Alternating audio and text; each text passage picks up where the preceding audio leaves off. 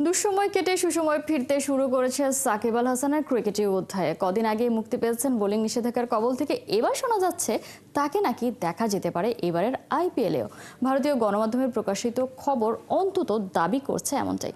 বিস্তারিত দেখুন রয়ান আহমেদের রিপোর্টে। কদিন আগেই পেরিয়েছেন বোলিং নিষেধাজ্ঞার বাধা, আর এই সুসংবাদেই সাকিব আল হাসান আবারও ফিরে পেয়েছেন ব্যাট বল হাতে দুরন্তপনার লাইসেন্স।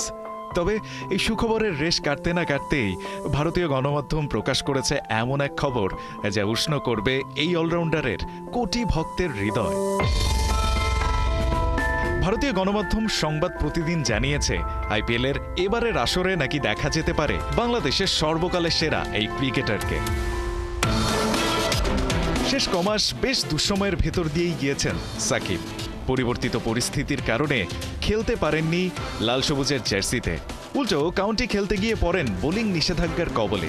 তাই বোলিং নিয়ে আইসিসির গ্রিন সিগন্যাল পেতেই আইপিএলে খেলতে তোড়জোড় শুরু করেছেন প্রিমিয়ার এই অলরাউন্ডার। সংবাদ প্রতিদিন জানিয়েছে প্রাথমিকভাবে সাকিব টার্গেট করেছেন তিনটি দলকে। এ দলগুলো হলো royal Challengers Bengaluru, Rajasthan Royals এবং সানরাইজার্স হায়দ্রাবাদ। মূলত এই দলগুলোর স্পিন ডিপার্টমেন্ট তুলনামূলকভাবে খানিকটা দুর্বল। সাকিবের মতো অভিজ্ঞ অলরাউন্ডারের সংযুক্তি ঘোচাতে পারে দলগুলোর এই দুর্বলতা। তাই তো সাকিব আলোচনা শুরু করেছেন এই দলগুলোর সাথেই।